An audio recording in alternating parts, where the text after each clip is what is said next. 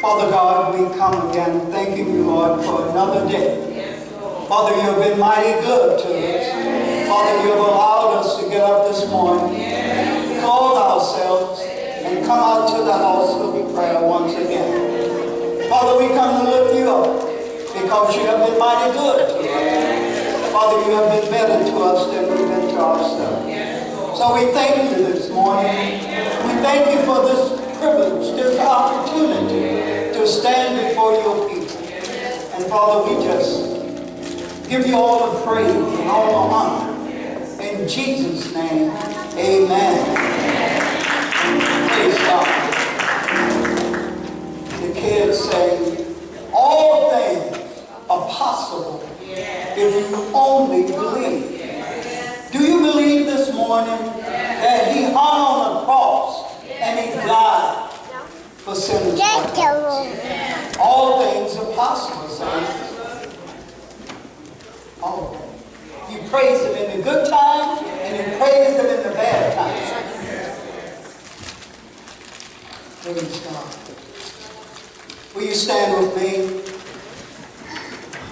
My text this morning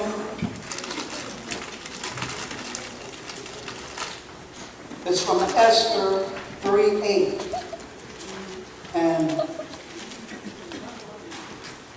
we're going to see that much in the first century is present in 2018. Shall we read?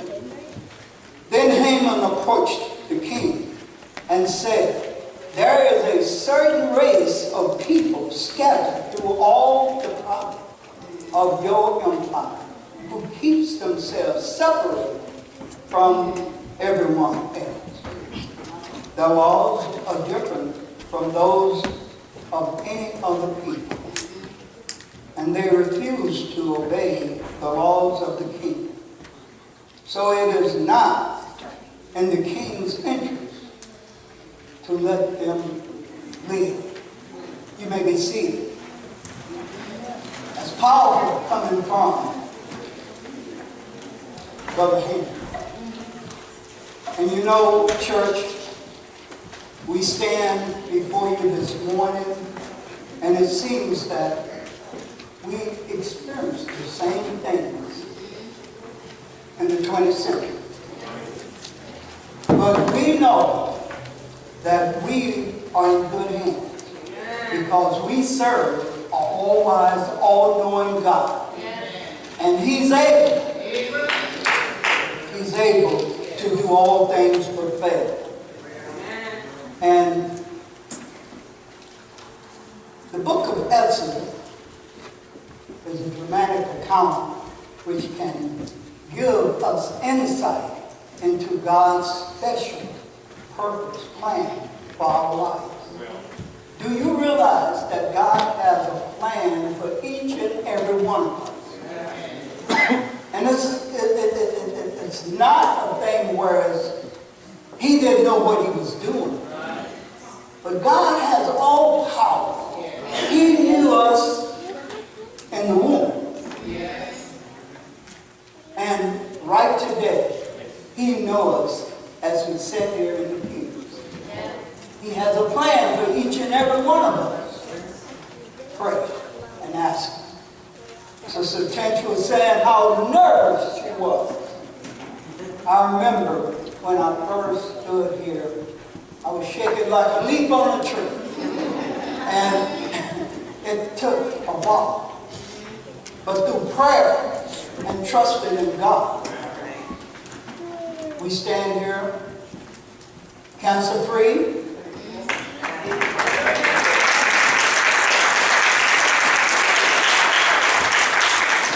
And I just want to reiterate to the men, don't be egotistic. Go and be checked. My cancer was diagnosed through a routine physical at its early stages. And after seeing the medical people, they all assured me that I would go in one door, cancer, and come out the exit door, cancer-free. Today, I stand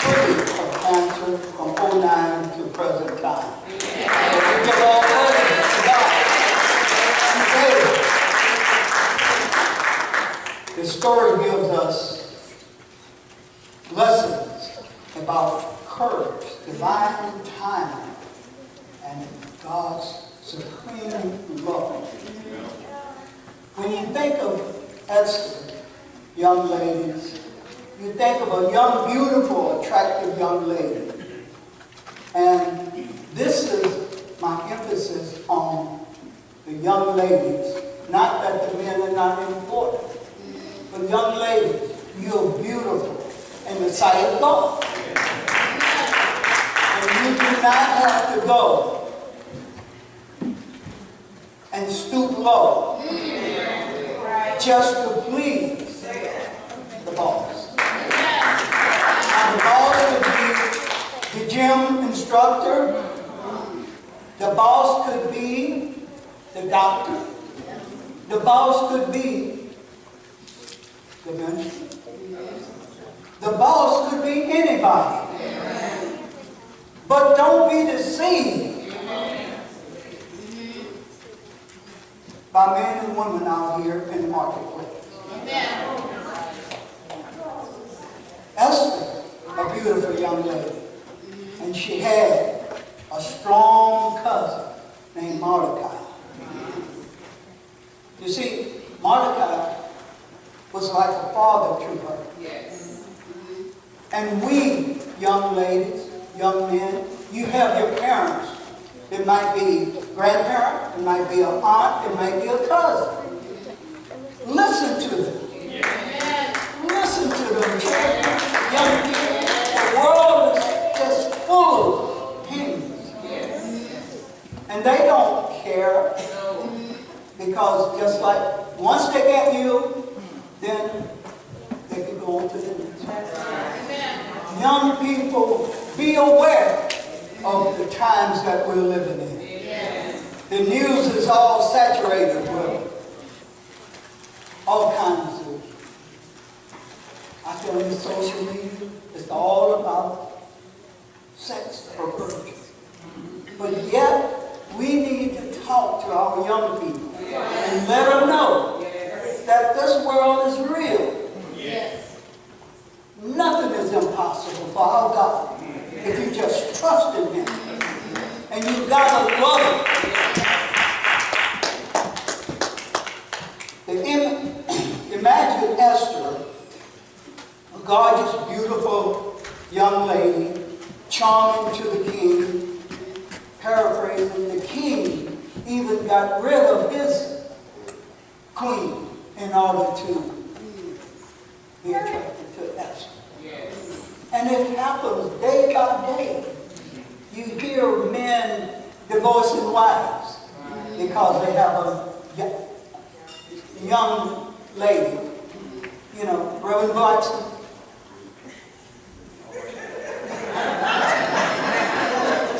45 years.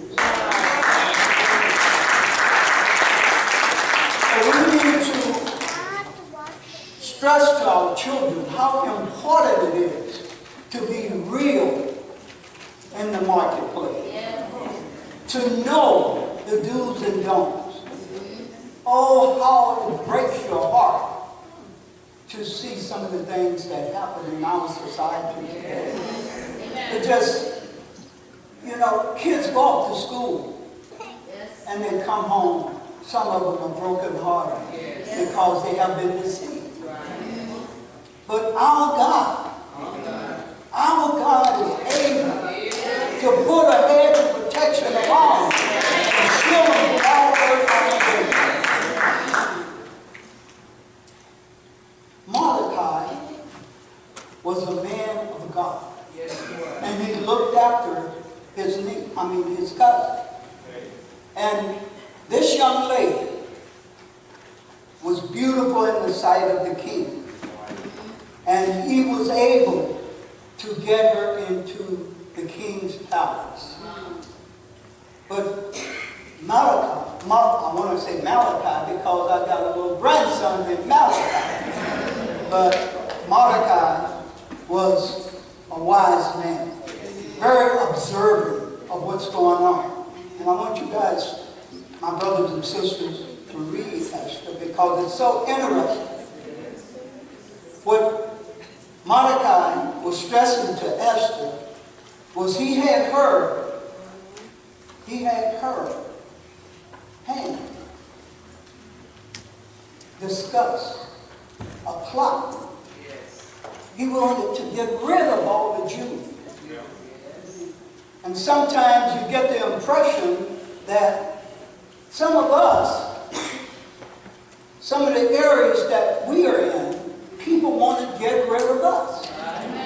Because every time you look around, there's something happening where people are accusing innocent people of color of wrongdoing.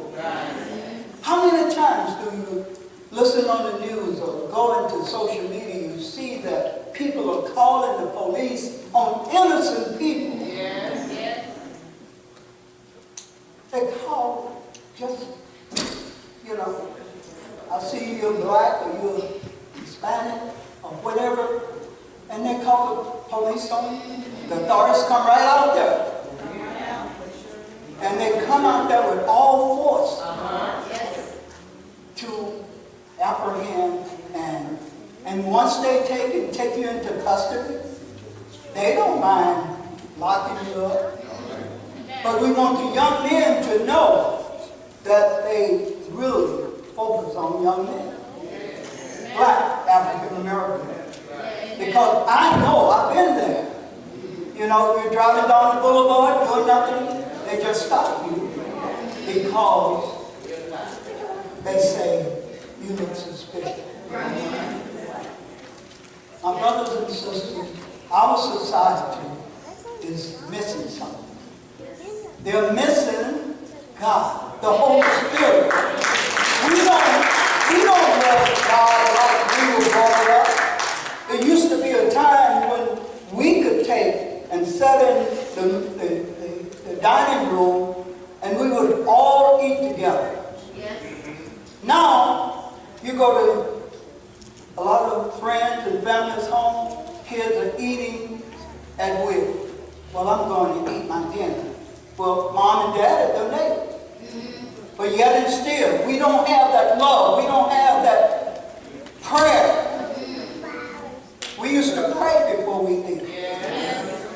And it wasn't just sit down and say, Jesus. Mom and dad pray. They bless the food. Because you have heard Pastor talk about how poor he was. We were poor too.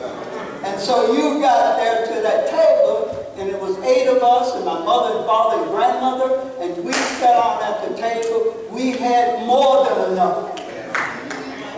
But it was through His grace and His mercy. And young people, love your parents. Love your grandparents. Love your aunts and uncles. Love them. Because without them, we can do nothing. Because when we get in trouble, who do we run to? And we have all types of chaos in our family.